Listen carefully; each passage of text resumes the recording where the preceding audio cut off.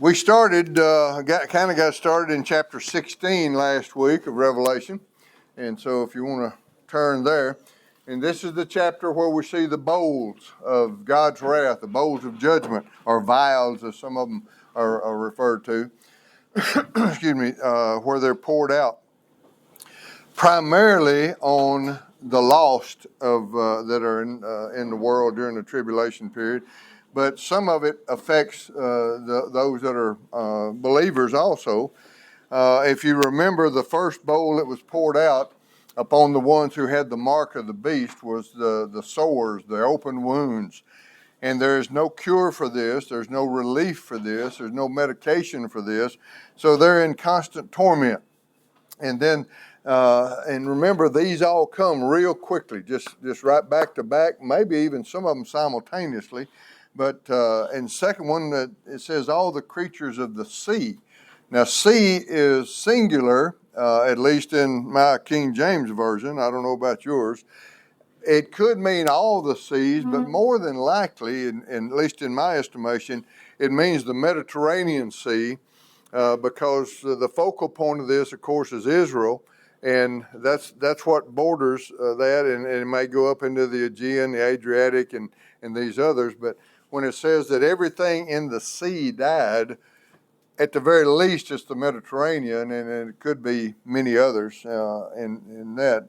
And that was in verse 3. And then in verse 4, immediately thereafter, or even simultaneously, the fresh water becomes polluted. And the sea, it describes as being as blood, but the fresh water is described as turning to blood. So it actually becomes blood. And of course, these are things that you saw in Egypt when the Hebrews were there, when Moses was pronouncing God's plagues on Egypt and all of that. And then in the fourth verse, we get off the earth and go to the sun, and the sun intensifies its heat and begins to burn people, more than just a sunburn, but really serious burns. Burns up the vegetation, the crops, dries up rivers and creeks and wells and things of that nature. And so there becomes a shortage of water, but there's already a shortage of water because the water's been turned to blood, the fresh water has. And so this all compounding. And if you can kind of think how you would feel if all this was happening and you were the subject of it, you kind of get an idea of what these people are thinking and how they're being affected by it. And then the fifth bowl, as it's poured out, became darkness on the seat of the Antichrist. Now, the Bible is not clear on where the seat of the Antichrist is, the seat of power. A lot of theologians who've done a lot of study think that it's in Jerusalem. A lot of others think that it's in Rome. And then there's a few people that think it's in America. I personally don't think America's even going to be on the map at that time. We'll be something, but we won't be anything like we are now, I don't think. But throughout all of these things that are happening, everything that's occurring and all these plagues and the things that are happening to people, you notice that they will not repent. They will not accept the Lord. And so we get to the sixth vial this morning, which is in chapter 12, verse 12 of chapter 16. I'll get it right here in a minute, maybe. And the sixth angel poured out his vial upon the great river Euphrates, and the water thereof was dried up, that the way of the kings of the east might be prepared. And I saw three unclean spirits like frogs come out of the mouth of the dragon, out of the mouth of the beast, out of the mouth of the false prophet. For they are the spirits of devils working miracles, which go forth unto the kings of the earth and of the whole world, to gather them to battle of that great day of God Almighty. Now, when he says great day of God Almighty, what's he talking about? Battle of Armageddon, all right? But there's things that are happening. Do you think when you read that they were drawn to that battle, do you think that they knew why they were being drawn there? I don't think, the Lord hadn't come back to earth yet. So they would not know that he's here to do battle with. So they go for another reason. Let's take a look at that as we go through this. But what we are in is in the very final days of the tribulation period, near the end of the tribulation. The Euphrates is one of the great rivers of the world. It's even mentioned or referred to back in the creation about flowing out of the Garden of Eden, and then all of that. But it dries up. Now that's incomprehensible if you see the Euphrates and how much volume of water it carries, but it dries up. But now remember, the sun is intensified, the fresh water has dried up and become blood, been polluted in that way. So this is not really, something we should marvel at. This is something that God has planned and is going to be carrying out as He goes along. But it dries up for a specific purpose, and it says that the armies of the east might cross it. And when he talks about the armies of the east, who are we talking about? Who is east of the Euphrates? You got China and India, two of the most populated countries on the planet. And so you can imagine these are going to be huge armies that are going to be coming through. Now, when we talked earlier, we talked about a battle that happened in Israel in the same place that the one's going to be taking place at Armageddon or Megiddo, there in that big plain and then down through Jerusalem and all. And what we realized was, or what we were told in those instances, there was a 200 million man army. But that army has been defeated. That army was defeated back in Ezekiel. And now this is a different army. This is a new army that's coming. And not only the people of the east, but we're going to see that the Antichrist forces from the west, from, if you will, from Russia to Africa and all the way across to the Americas and all of that, are going to join together at this point. Now, the question is, if they don't know they're coming to Armageddon, if they don't know they're going to be fighting the Lord, and there's no indication that He's come back yet, so they don't know for sure what's going on, but they know that they're marching for war, why are they coming? What's their purpose for coming? I'm sorry? Oil and gas and oil.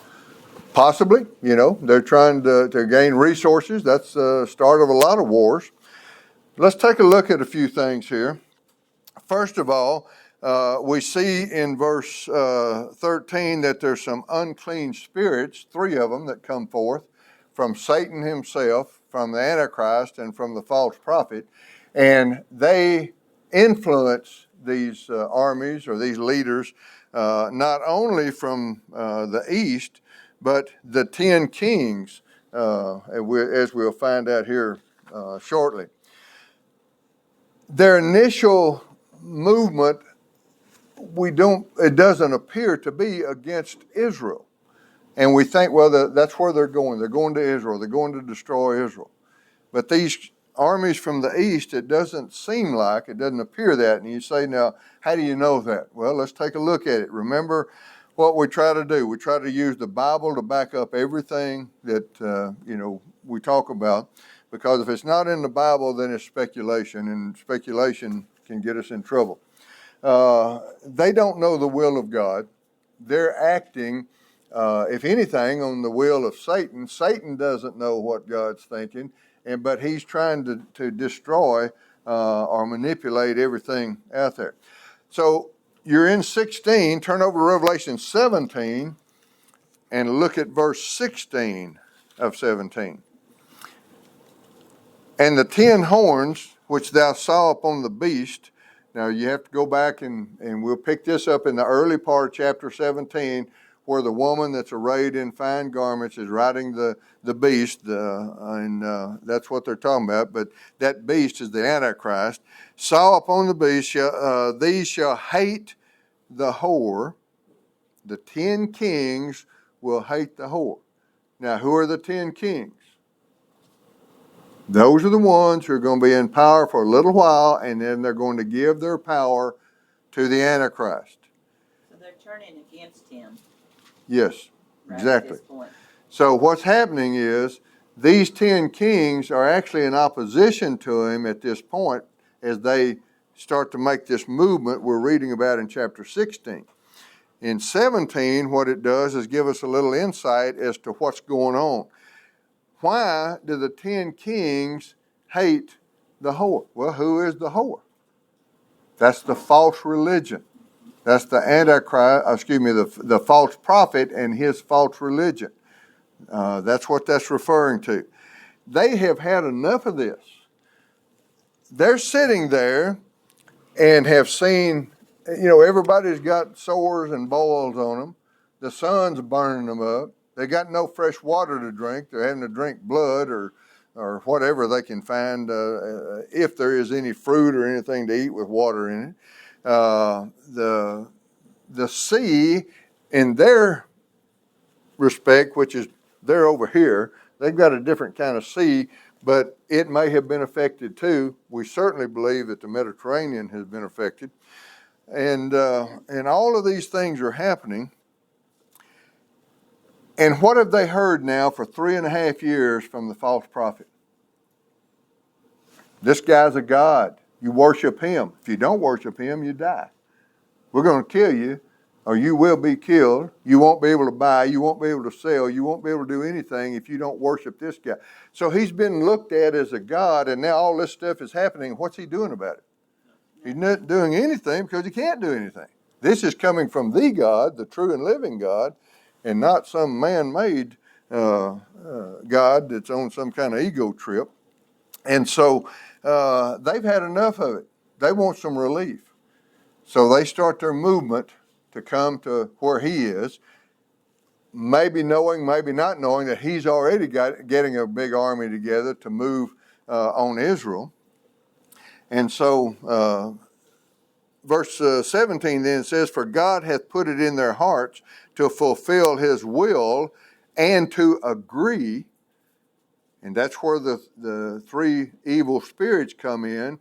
They go to all these rulers, especially these that are coming from the east, and convince them that they need to side with the Antichrist and not go against him. And to give their kingdom unto the beast until the words of God should be fulfilled. This is kind of like Pharaoh. Pharaoh did not realize God was using him when he put Moses before him, and Moses said, if you don't let us go, then this is going to befall you, this plague is going to come. And his heart was hardened, and he wouldn't do it, and then the plague came. Now, he might have, had he not been influenced to harden his heart, he might have said, okay, you can go. But he didn't. We know how that story went back there in Genesis and Exodus. And so these guys here don't realize that the Lord is in control, that he's controlling their actions and all, and he's using Satan's emissaries, the Antichrist and the false prophet, to get their compliance and agreement with him. All right? So there seems to be a rift happening here between the Antichrist and the kings of the east. So keep that in mind. Now, look back to Zechariah. So go to the beginning of the New Testament and go back one book, and that's Malachi, and go to the book before Malachi, and that's Zechariah. Zechariah has a lot to say about the end times. And if you ever have opportunity or whatever, just sit down and read the book of Zechariah and think about how it applies to Revelation, because there's a lot of information there that coincides. Zechariah chapter 14, verse 1, "Behold, the day of the Lord cometh." What's the day of the Lord? That's his return, okay? That's when he's coming back to the earth, the day of the Lord. "And thy spoil shall be divided in the midst of thee, for I will gather all nations against Jerusalem to battle, and the city shall be taken, and the houses rifled, and the women ravished, and half of the city shall go forth into captivity, and the residue of the people shall not be cut off from the city." So there is going to be an assault on Jerusalem. And it's going to be by this army that we're talking about today. So all this stuff's happening in a real condensed portion of time. So you got to try to keep all this stuff, in line, so to speak. And again, don't get this confused with the battle that was in Ezekiel chapter 39. If you want to go back there just for a moment and kind of do a real quick review on that.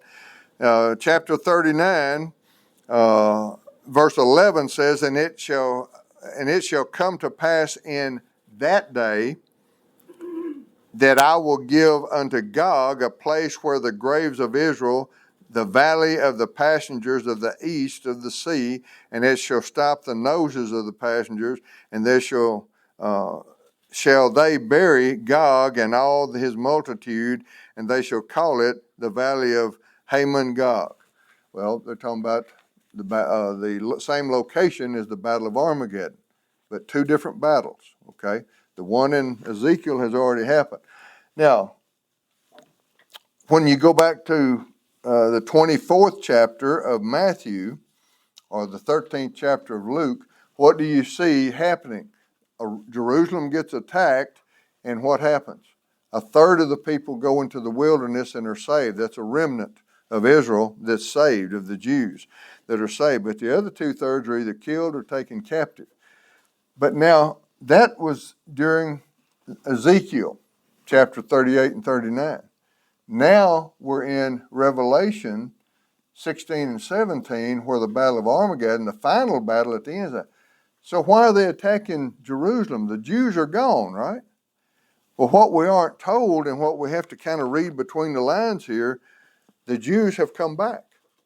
And possibly they came back after the battle of Ezekiel, or that's described in Ezekiel, and that big army was destroyed, and this remnant returns at some point, don't know when, but they return to Jerusalem, and they're living there again. Their adversaries have been destroyed by the Lord. But that makes them ripe for another invasion, because the Antichrist is not giving up, Satan's not giving up, and the false prophet's not giving up on destruction of Israel. All right? So then, if that be the case, and they have returned to Jerusalem, then, if you look in Zechariah, if you still got your finger there in chapter 14, and I took mine out, so just a second, let me find it. 14:4 says, and his feet shall stand in that day upon the Mount of Olives. So this is just when the Lord is about to come back. Actually, the 4th verse here is when he has come back, but what we're reading about just prior to that in 1 and 2 was just before he comes back. His feet shall stand in that day upon the Mount of Olives, which is before Jerusalem on the east, and the Mount of Olives shall cleave in the midst thereof toward the east and toward the west, and there shall be a very great valley, and half of the mountain shall move toward the north, and half of it toward the south. So when the Lord comes back, he's going to come back where? Mount of Olives. Where did he leave from? Mount of Olives, coming back to the same place. When he comes back, what's going to happen? There's going to be an earthquake that's going to divide between north and south. It'll run east and west, but it'll divide between north and south, Jerusalem. And that land around there, right there around Jerusalem, where he comes back. So at that point then, the Antichrist is going to realize, and so will these kings, that the Lord's come back. But what we're looking at in chapter 16 today, they don't know that yet. That hasn't occurred. So that kind of gives you an overview of what's been going on in just a real short period of time. But the devil knows because he can read the Bible. He may know the generics of it, but he doesn't know the time, and he doesn't know exactly how all that's going to play out. But he may know the event is coming.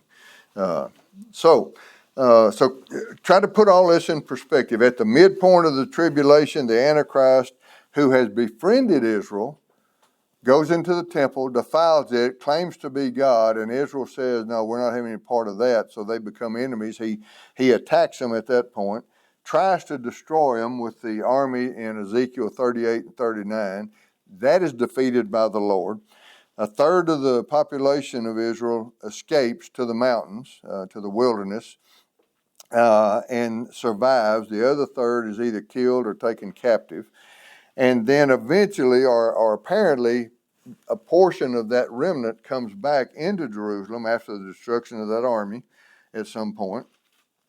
And then we see that the Antichrist now is gathering another great army, which he's going to lead and try to overcome Israel again.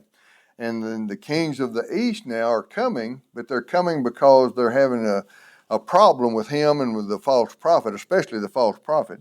And they're going to come and united and to destroy him. Well, that's not going to work out just exactly the way they think it will, because these three unclean spirits are going to go to them and convince them they need to throw in with the Antichrist. Now, why would they rebel? Because the Antichrist, through the false prophet and through Satan, has become all-powerful.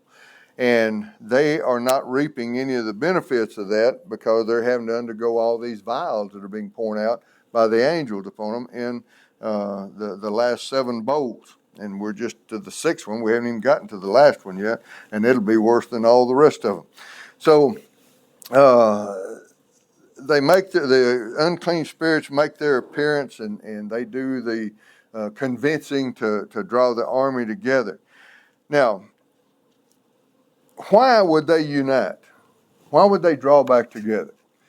If you study history, recent history, after World War I, Germany was in terrible shape. They were totally bankrupt. They had no money. They had no industry. They had nothing going for them. They had no leadership that could put them all together and all that.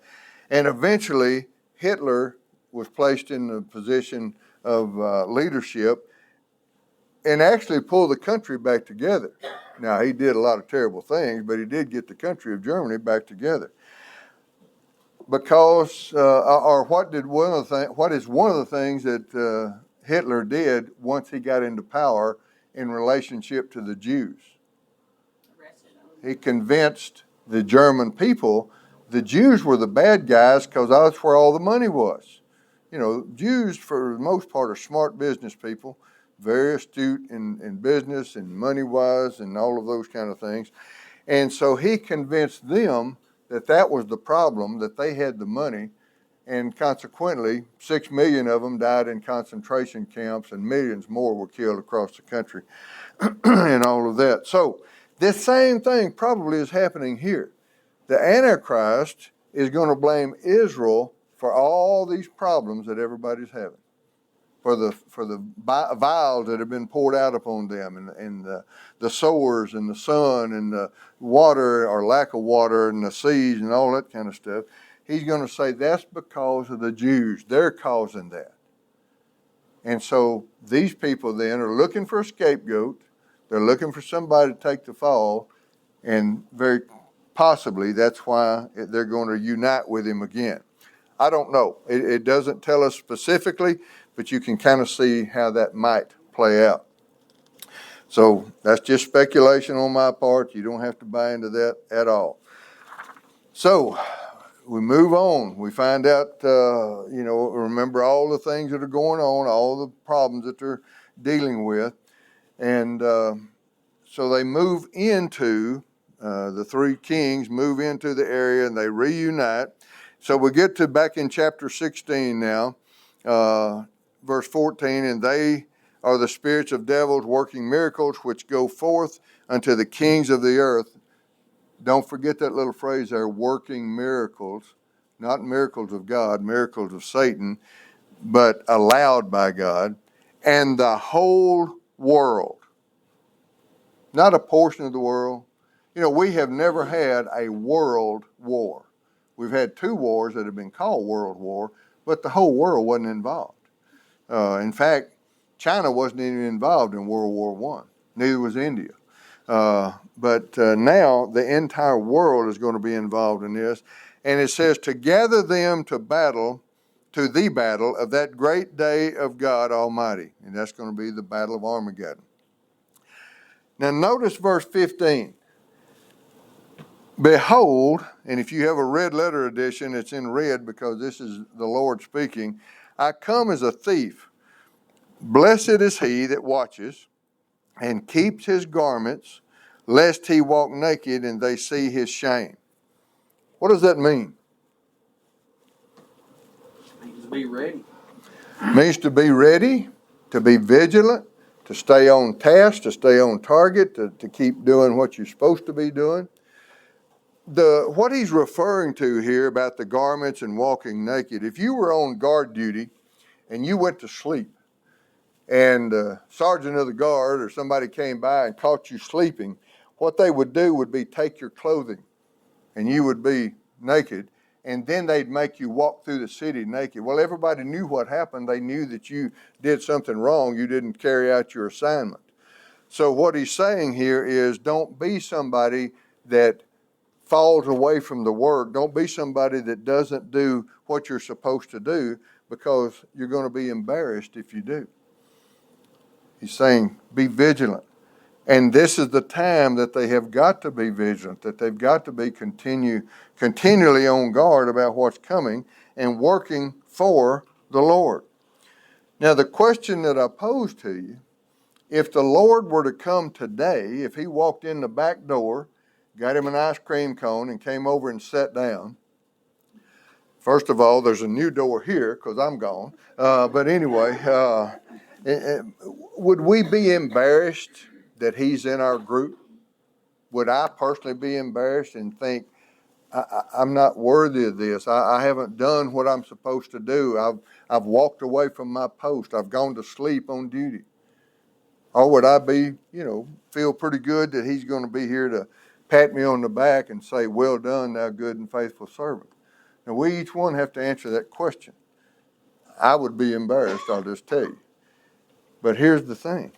You can't wait till it happens and then make it right. We have to make it right all the way along. We have to constantly be on task, on target. And so whatever it is God wants us to do, that's what we need to be doing, and not get off track and start going after the things of the world and start, missing church and start doing this or that. And I know there's times that you have to miss church. We all do, for whatever the reason. But overall, we've got 6 days that we need to be working for the Lord, not just Sunday. There's 6 other days that we need to be working for him and spreading the gospel. So just think about how you would feel and what you would say if he walked up to you and said, how you doing? Are you taking care of business? Well, you can't lie to him because he knows what you're doing. So would we be embarrassed? So he gathers them at this place, and there's going to be the final battle. Now, what you're going to find when we get to chapter 17 and 18 is that 16 is a broad overview of some major things that are happening. But 17 and 18 are go in and fill in some of the gaps so that we see specifically in certain instances what's happening, what's going on, how things are occurring. But we're still in chapter 16 now, and we come to the 7th vial, the 7th angel, in verse 17. And look what happens. And the 7th angel poured out his vial into the air. Now, when he pours it into the air, the implication is it goes worldwide. It's not localized. Whatever happens is going to happen all over the world. And there came a great voice out of the temple of heaven from the throne saying, it is done. Now, we're not told who the voice is, but who do you think it probably is? It's probably God himself. Why? Because we've already seen in a previous chapter, notice it comes out of the temple. No man was able to go into the temple because his glory filled it. The smoke of the temple filled it, and man could not go in there. None of the people in heaven were able to go into the temple because his glory filled it, and it was full of the smoke of his glory. And so the idea, the thinking here is this is God speaking, and he says it's done. Now, what does he mean it is done? Is that it? Is everything over with? No. What he's talking about is this 7th vial, this 7th bowl, my wrath once this is accomplished, that will be the end of that wrath, okay, that I've been building up for all these hundreds and thousands of years because of man's disobedience, because of man rejecting me. And now I'm pouring out this final vial, and then my wrath will be satisfied. And then in verse 18 it says, and there were voices and thunders and lightnings. And we've seen this before. If you go back, John has heard these voices. He's seen the thunder, or heard the thunder and seen the lightning before in previous times. And this is not like thunder and lightning that we hear. This is going to be magnified considerably. But notice what it says, and there was a great earthquake, such as was not since men were upon the earth. So mighty an earthquake and so great. In other words, this is a worldwide event. This earthquake stretches around the world. You say, well, that's hard to believe. That's nothing. Science already has determined that the earth sits on plates, the tectonic plates. And if all those plates shift at the same time, and who created the world? God. He can move anything he wants to. If he moves all of those at one time, the earth basically breaks apart or splits. And so having a worldwide earthquake is not inconceivable at all. And not only is there a worldwide earthquake, look what the effect of it is in verse 19. And the great city was divided into 3 parts, and the cities of the nations fell. Now, what is the great city? There's debate about that. Some people think the great city refers to Jerusalem. Others think it refers to the seat of power of the Antichrist, which many people believe is to be Rome. I can't tell you. I don't know for sure which. I don't think it's specific enough for us to make the call one way or the other, because people who are a lot smarter than me and have studied this their whole life can't agree on it. So, but it's a city of prominence. It's not great because of its size necessarily. It's great because of its prominence and its place in the goings on of the world, so to speak. And the cities of the nations fell. What are those? That's every other city on the planet. So if you see pictures of an earthquake happening in a foreign country, or maybe even here, but especially in a foreign country where the building codes or the building procedures are not up to par, what happens when they have an earthquake? Buildings just fall and, you got nothing but a landscape of rubble. Well, that's what's going to happen to cities all across the world. How many people are going to die? There is no telling, but it's going to be probably literally tens, if not hundreds of millions that will die in this earthquake that's going to occur worldwide.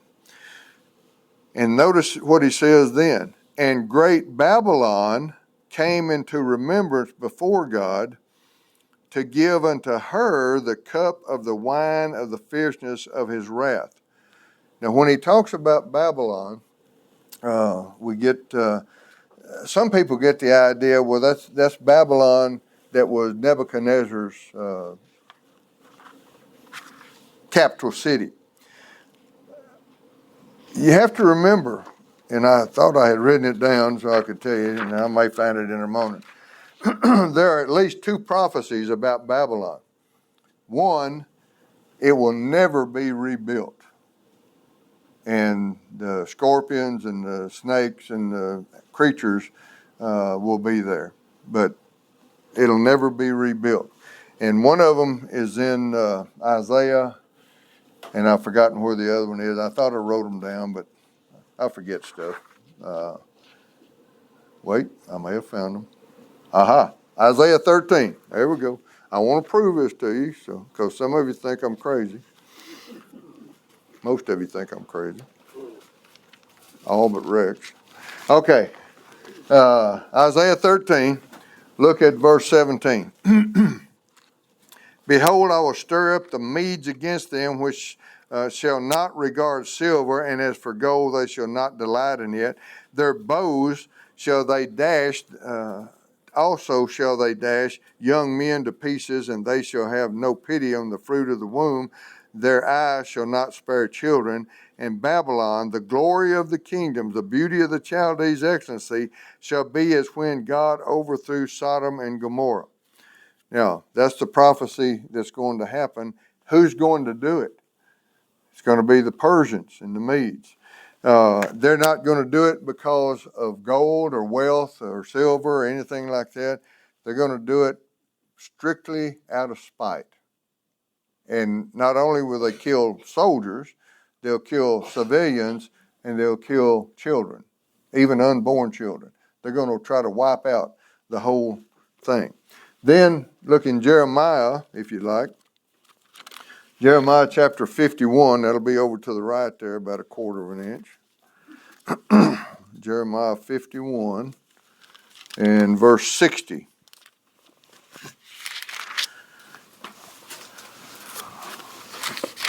Jeremiah 51:60. So Jeremiah wrote in a book all the evil that should come upon Babylon, even all these words that are written against Babylon. Now there's several passages that deal with this, but this is the culmination of it.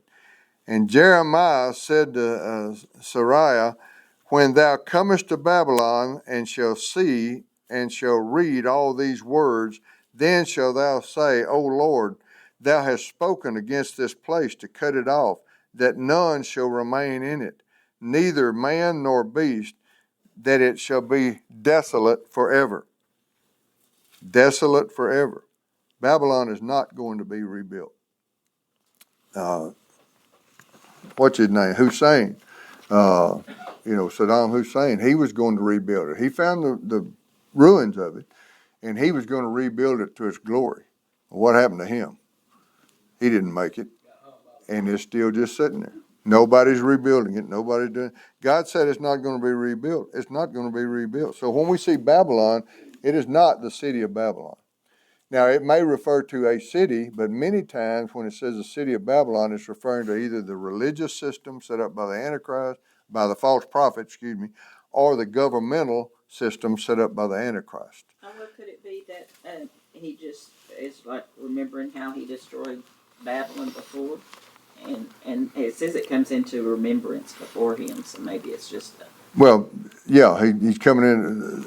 When that verse in Revelation is talking about remembering that he destroyed Babylon, Yeah. Same thing's going to happen to this Babylon, the current one in Revelation. Whatever that may be, whether it's an actual city or it's a system that's going to be destroyed. All right, so go back to Revelation 16 now. And we say, well, Babylon was a great city, and it seemed like somebody would rebuild it. They can't. God's not going to allow it. Has anybody gone and rebuilt Sodom and Gomorrah? No, and they won't. Because when he destroyed it, it was to be destroyed. Now, what was it like before the destruction? Remember, Lot chose that over the mountains because he looked out and he saw all these pastures. It was well watered. It had a lot of pastures. There was a lot of wealth there. There was a lot of people who were living there and trading and people coming through there in caravans and all of that stuff. But once it was destroyed, it's never been rebuilt. In fact, there's not even any real evidence that I can find exactly where it's said, although it was somewhere they have determined down, and you probably can't see this, but if you go to the we call it the Dead Sea, they call it the Sea of Arabia or Sea of Salt. Down here in this area, there is great evidence of heat and all of those things, to lead archaeologists to believe this was the site of it. So it was down the southern portion under the Salt Sea there. I watched a documentary on that. Some archaeologists digging around there, and they thought they had found it, and they thought they had found Lot's wife. It was a pillar of salt, like so many yards away from or I don't know how far, from the gates of what they thought was the city. And there was this single pillar out there by itself that was, they figured it was Lot's wife. Obviously, none of Rex's cows were there. They would already lick that salt block down. So, Anyway, but yeah. they were trying to prove Yeah. about things. Well, in the Bible. and you know, people who do that kind of work, they want to find something of significance, and whether it is or not, Yeah. nobody knows. But you know, they're going to try to say, well, you know, I think I found something here, and many times they do. You know, a lot of archaeology discoveries have backed up the scriptures. The more Now- they try to prove it wrong, the more they prove it right. Exactly. Now, why do you think that they keep referring to, that the scriptures keep referring to this in Revelation as the city of Babylon? Why don't they say the false religious system, the corrupt governmental system? Why do they keep saying the city of Babylon? Well, one of the things is that like in 1 Peter, if you go back just a few verses there, or a few pages from where you are in Revelation, if you go to 1 Peter chapter 5, in verse 13, and Peter says, the church is at Babylon, elected together with you, salute you, and so doth Marcus my son. So was Peter in Babylon? Was there a church in Babylon, the city of Babylon? No. Babylon had already been destroyed. It was destroyed by Cyrus, the Persian king, in 500 and something BC. There was no Babylon for Peter to be at. Where was he? Well, we know from his writings that he was in Rome. And when he speaks of Marcus, that's Mark that Paul sent to him while Peter was in custody there in Rome awaiting execution. So he's talking about Rome when he speaks of the city of Babylon, which may be some of the reasons some of the theologians believe that he's talking about Rome when he talks about the city of Babylon, or the seat of the power of the false prophet, and possibly even the Antichrist. But, you know, why did he do that? Why didn't he say, well, here at Rome? Because when the Christians read that, they would know where he was. They would know what's going on. When the Roman soldiers read it, or the Roman government read it, they wouldn't be able to decipher the fact that he's talking about Babylon being actually Rome. So it was a code word, and that's why he wrote it that way. But that's backed up by both Peter and Paul in their writings. So we get a little more in-depth look in chapter 17 now of the perverted system that's going on in the world of religion at this time. So it's the city, great city is divided into three parts. The city of the nations fell, so all over the world cities are crumbling. And great Babylon came into remembrance before God, so he's going to destroy the city of Babylon, or the institution that Babylon represents in Revelation, totally, and give her the cup of the wine of the fierceness of his wrath. And notice verse 20, every island fled away and the mountains were not found. If you are going to Hawaii, do it before the rapture, okay? Because after that, it won't be there for long. Well, if we're talking about Rome, and there's 7 mountains. 7 hills of Rome, Uh-huh. but also in Jerusalem it's called. There's 7 hills in Yeah. Jerusalem. And there's 7 hills in many other places around the world, so that's not conclusive. So it's, yeah, well. So, yeah. But that is a common term for Rome, the city of 7 hills. Yeah. And that may play into this. But every island fled away. And then look, the mountains were not found. Can you imagine, if you've ever been to the Rocky Mountains or the Appalachians or any of that, and you drive up and all of a sudden that's flat ground, there's no mountain there, that's what it's going to be. That's what it's going to be. So all the mountains are going to hit the ground flat. The islands are going to sink into the ocean. And the earthquake is going to be worldwide. Now, if you're able to survive that, now if you're alive at this time, that means you don't know the Lord, so you need to take care of that now. But if you weren't alive at this time and you were to survive all of that, you probably won't survive the 21st verse. And there fell upon men a great hail out of heaven, every stone about the weight of a talent, roughly 100 pounds. Now, we had some hail here a few weeks ago, a few days ago. Ours was up in Lindale. He took a picture, and he probably still got it. He'll show it to you if you want, of a hailstone in his hand, and it almost covered his hand. A lot of other people had big hail. Some of them had, if we get a 1/4 inch size, what does that do? That'll break windows, that'll ruin a roof, that'll, knock limbs out of trees and stuff. What do you think 100-pound weight's gonna do? Traveling at ever how many miles an hour it's gonna be doing, coming out of the ocean, out of the sky. When I was a kid, we used to go to the ice house and get a block of ice to make ice cream. And some of y'all probably did that too. And a 50-pound block of ice was, what, about like that? And you drug it out in a tow sack, or sometimes they would crush it up for you. But think about double that, traveling at, I don't know what speed it would be, but it doesn't really matter.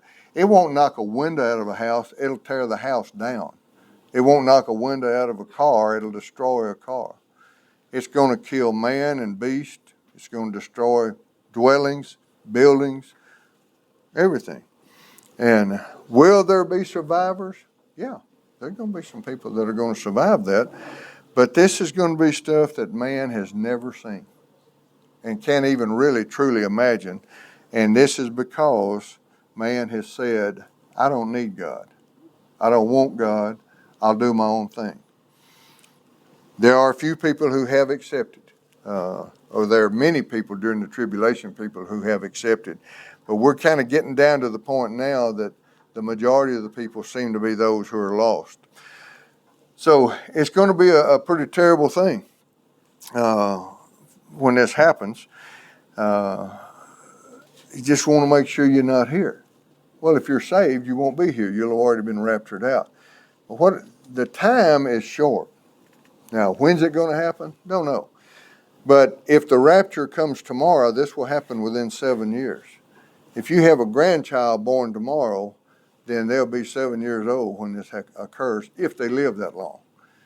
It's imperative that we get our families, our neighbors, our friends, our co-workers saved, that we tell them about the Lord. We tell them about the plan of salvation. When we get to the end of this chapter, we always want to stop and say, well, what's the application? We don't even have to do that anymore. We know what the application is. People need to hear about the Lord.